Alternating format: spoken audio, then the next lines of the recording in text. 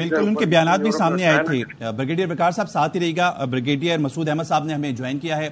बहुत शुक्रिया मसूद साहब आपके वक्त का। बिलाखिर अमरीका ईरान इसराइल जंग में कूद पड़ा है और 3 एटमी तनसीबात को निशाना बनाया कि अमरीका की जानिब से। क्या कहेंगे इस पर आप? जी हाँ, बड़ा बिग डेवलपमेंट है। देखें, बड़े सीरियस किस्म के डेवलपमेंट है। तवक्को वैसे थी और जिस तरीके से तैयारियां थी, relocation of weapons and equipment थी और जिस तरीके से यूक्रेन से वेपन शिफ्ट हुए थे, रीफिलिंग तैयारे वहां पे मिडिल ईस्ट में चले गए थे और अकॉर्डिंगली जहाज उनके काफी अगर आए थे। लेकिन दरमियान एक अंडरस्टैंडिंग ये हुई थी कि जिस तरह प्रेसिडेंट ट्रंप ने कहा था दे विल टेक 2 वीक्स में हम देखेंगे, इसमें बातचीत भी होगी तो उसके बाद होगी। तो वो एक दरमियान में एक विंडो थी, लेकिन दरमियान में जिन्होंने एकदम जो की एक किस्म का आप समझ लें सरप्राइज इन्होंने अचीव किया है। और सेकंड इंपॉर्टेंट चीज ये है, देखें इसराइल ने खुद अपने बल बोते पे इनसे होना नहीं था, क्योंकि इसराइल मिलिटरीली और पॉलिटिकली फेल हो गया था अपने ऑब्जेक्टिव से अचीव करने में। इसराइल के अंदर खौफ और पैनिक का समा है और देखें वहां से लोग धड़ाधड़ इसराइल को छोड़ के जा रहे थे, तो वहां ज्यादा खौफ था। तो इसराइल की अल्टीमेट ख्वाहिश और ये थी कि अमेरिका को ड्रैग किया जाए, अमेरिका को इसमें दरमियान में लाया जाए, क्योंकि देखें टू डिस्ट्रॉय जो न्यूक्लियर इंस्टॉलेशन है फर्दों में या नितान्स के दोनों, उसके लिए जो उनके पास बम थे BU-57, उनकी ये कैपेबिलिटी नहीं थी कि वो पेनिट्रेट करें। मैक्सिमम वो 6 मीटर है। फर्दो भी देखें almost it is 46 meters underground है, जबकि जो नितान्स है, जबकि फर्दो जो है more than half a mile under the ground है। उसके लिए तो अमेरिकन उनके चाहिए था वेपन्स और B-2 बम्बर्स। तो ये उन्होंने अभी तो अचीव कर लिया बकौल अभी प्रेसिडेंट ट्रंप के कि हमने ये किया है, लेकिन डिपेंड्स कि ग्राउंड रियलिटीज क्या है। नेक्स्ट 3 या 2 घंटे में चीजें क्लियर होंगी, उसमें पता चलेगा कि एक्चुअली हुआ क्या है। लेकिन एक चीज तय है कि लाइकली इसमें से रिस्पांस आएगा ईरान की तरफ से।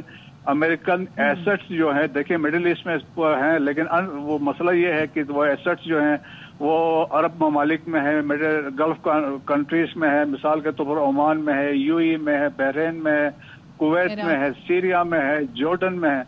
तो बहुत से इट कैन एक वाइडर कॉन्फ्लिक्ट में जा सकते हैं। अब डिपेंड करता है मेनली कि मिडिल ईस्ट के कंट्रीज क्या स्टैंड लेते हैं। चाइना रशिया का बड़ा कलीदी किरदार होगा। प्रेसिडेंट पुतिन ने अभी 2 दिन पे कल ही कहा था कि वो बड़ा सीरियस इसको ले रहे हैं कि ईरान बम नहीं बना रहा है और हमें बैठ के बातचीत करनी चाहिए। और फिर देखिए अमेरिका के अंदर भी आप देखेंगे डोमेस्टिक तौर पे कांग्रेस में सेनेट में वहां से एक रिएक्शन आएगा, और क्योंकि उसमें उन्होंने जैसे ट्रम्प ने अभी तकरीर की, उन्होंने कहा कि इसराइल वाज थ्रेटन, तो वो कहेंगे इसराइल के लिए आप क्यों गए हैं, जंग में क्यों इन्वॉल्व हुए हैं।